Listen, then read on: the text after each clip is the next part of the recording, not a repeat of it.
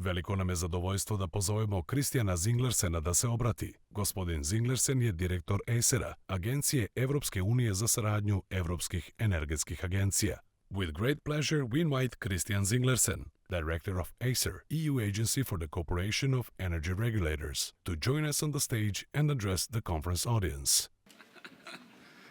All right.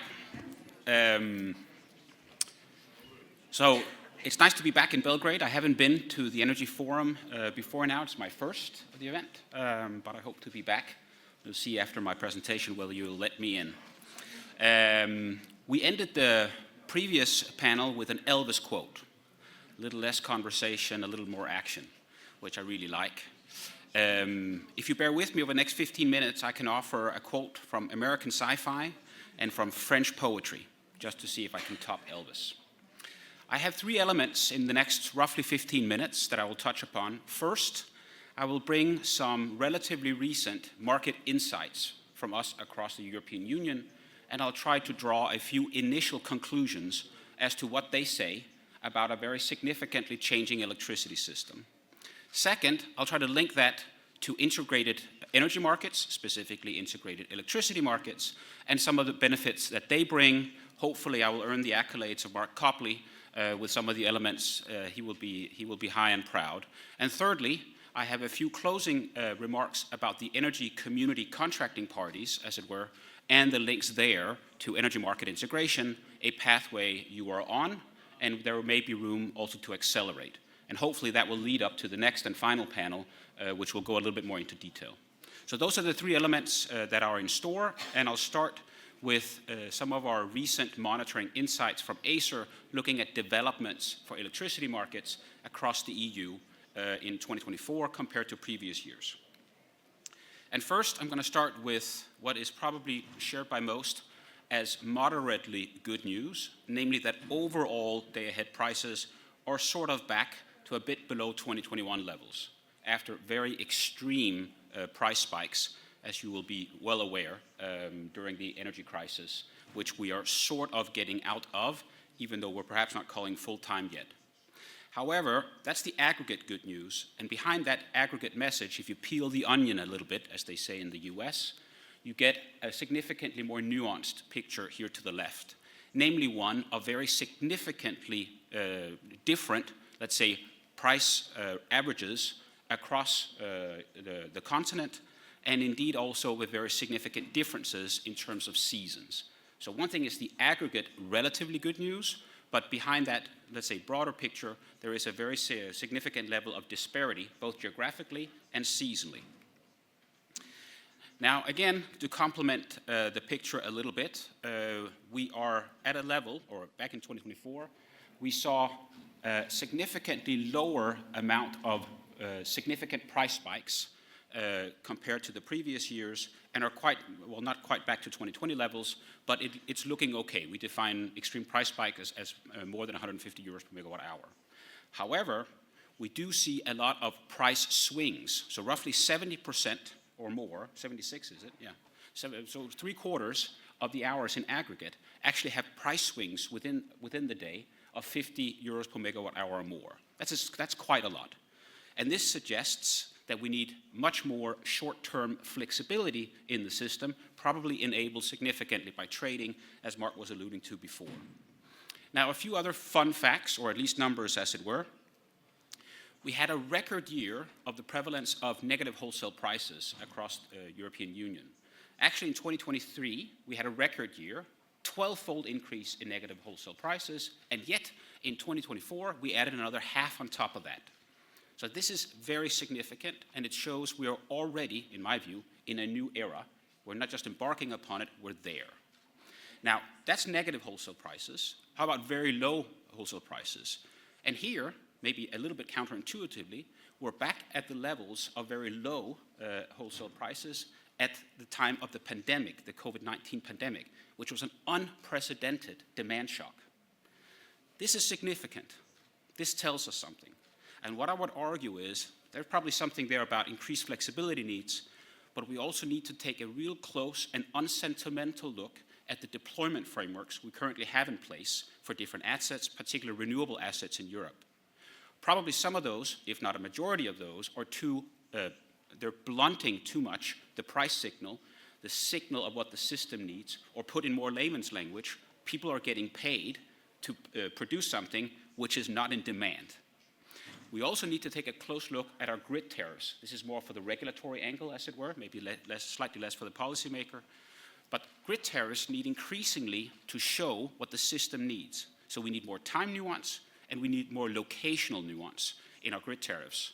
So that combination of an energy signal and a tariff signal should hopefully enable us to build more of what we need in the right places, as opposed to build more of what we don't need in the wrong places. This is a little bit colloquial way of translating it, but you get the drift. Okay, so overall, what we're seeing already now is a significant need of short-term flexibility that needs to come into the system and shift various demand patterns across time. And that will be enabled certainly by more demand-side responsiveness, more battery deployment, but also by increased interconnection, which then links to this issue of integrated electricity markets, which is the next segment. I'm a big believer in that, not just because of my current job, but for a long time, also what I did before.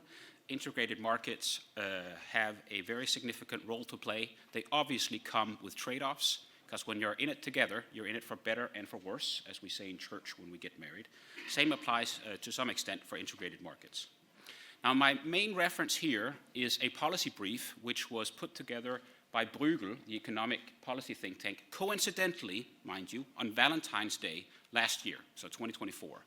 I like that. It was a coincidence. I was a bit involved in it, so I know it was a coincidence, but somehow it has a bit of staying power to say that. Valentine's Day brief from Bruegel. And it points to a number of benefits, both quantitative and more qualitative, of integrated markets, and I'll come with a few here.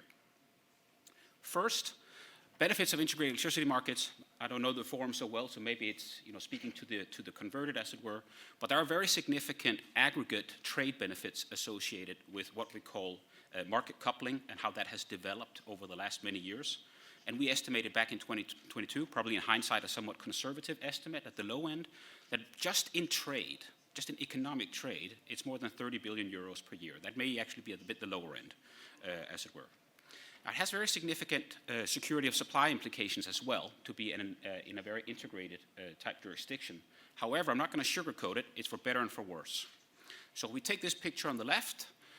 Probably many of you will be familiar with this system separation incident that took place in January 2021, followed roughly 5-6 weeks later by a dramatic incident in Texas, which led to actually freezing of a lot of natural gas supply. I think 50, 60, 70 people died, etc.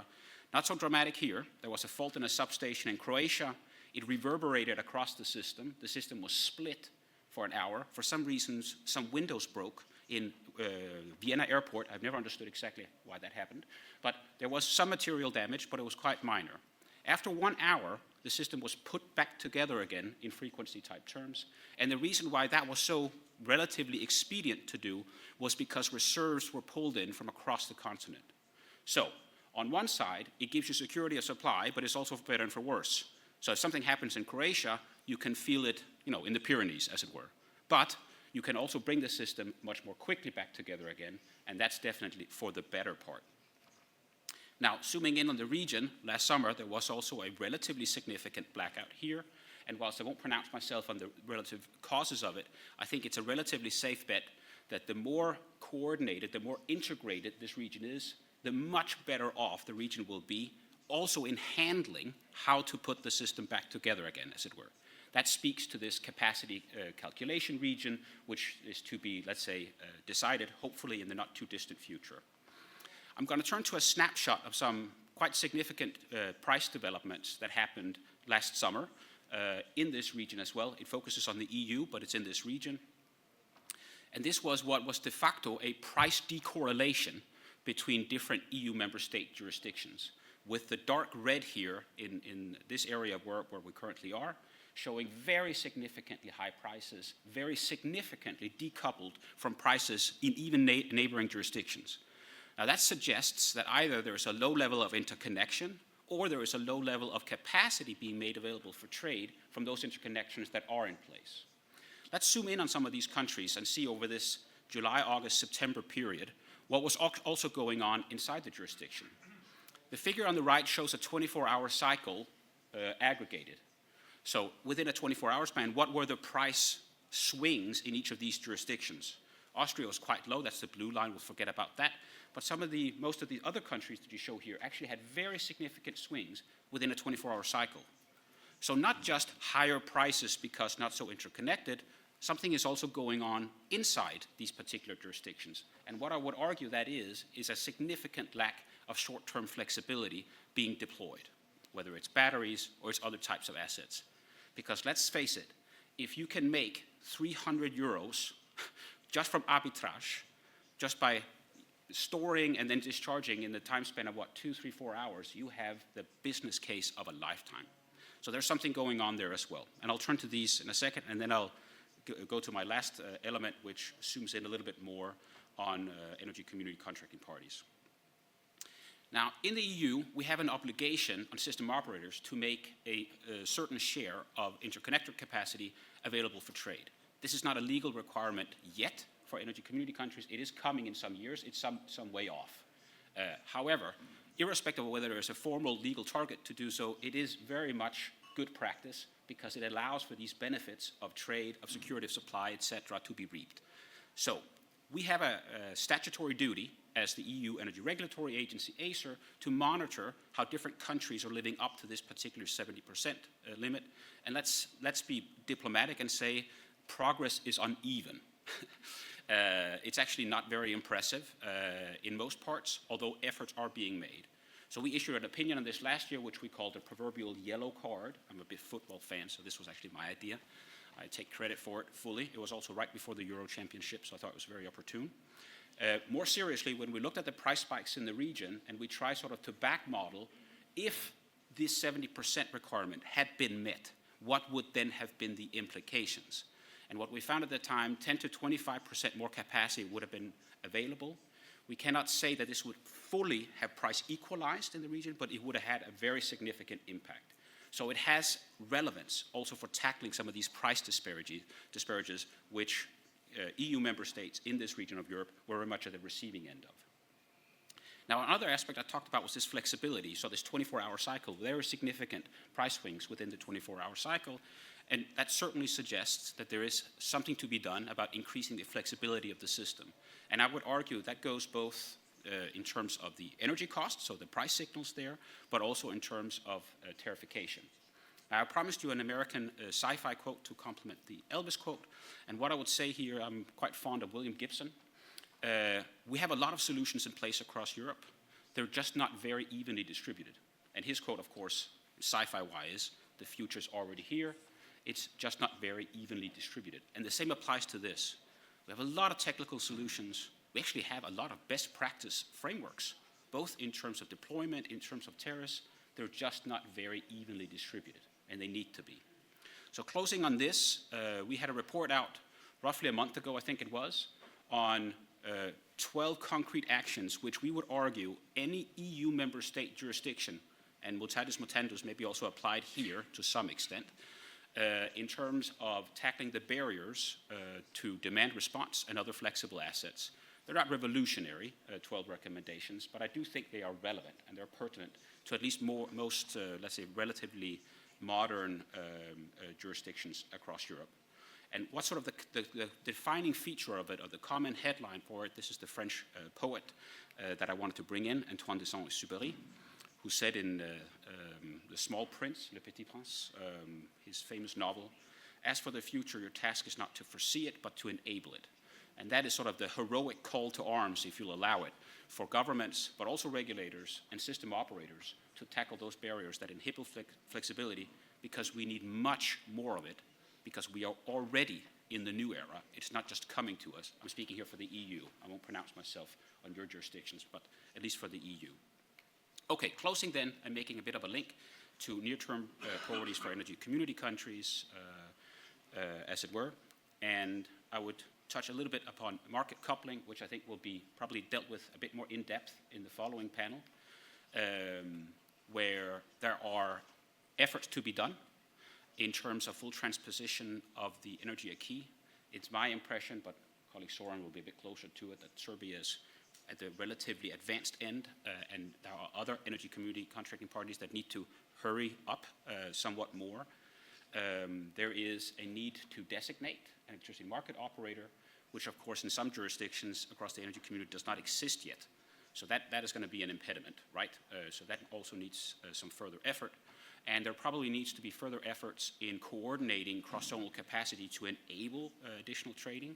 And as Soren will know much more about than me, that can probably be done bilaterally in the beginning, but then it needs probably to advance quite considerably and be regionally undertaken with the benefit of these capacity calculation regions to be established, hopefully in the not too distant future. So just to close on this, yes, swift transposition. Operational security, as we were mentioning, there was a blackout last summer. It may not be the last blackout in this region. We had an Iberian blackout recently, probably related to significantly different reasons. It is the nature of the system, etc. But the way to approach this regional integration can very significantly help with the avoidance of blackouts, and it can very significantly help with tackling, let's say, the restart of the system after an incident happens. So avoid, mitigate, and then, let's say, follow up. And there is probably a lesson there. I won't overplay it, but there is a lesson there also in avoiding having too fragmented a regional coordination type system here in the Western Balkans. There are benefits of keeping it relatively unified, as it were. And finally, as we all know, transposing something and putting it in the law books or the regulatory books or whatever is one thing, step number one. Step number two is making it work in real life. And that also requires a bit of trial and error and building some capacity to that end. But that I'm sure you're very familiar with. Final slide, this is a standard slide of what we do. I won't bore you with that from ACER. But of course, we're an EU agency, so we have 27 national regulatory members, partners, if you will. And yet, we're also coming to you soon, or maybe it's the other way around, in a sense. So we are already receiving certain files which interconnect, if you'll allow that term, energy community countries and EU member state countries. I suspect it won't be an avalanche coming, but it will certainly increase significantly. So further down the road, when there's regulatory authorities, say in Serbia, having a dispute with the regulatory authority in Hungary, or with the Ukrainians, they have an issue with the Poles or Slovaks, etc., it's a high likelihood that those disputes or twists or discussions or whatever you want to call them, they will be deferred to us. So you are becoming, whether you like it or not, part of our extended family, or maybe it's the other way around. That's it. That's what I had. Hopefully it leads up to the next panel. Soren, you're part of it, so yeah, unless you have any immediate questions, which you're free to pose, I would leave it to the organizers to, yeah, herd the next panelists up and we get going. All right.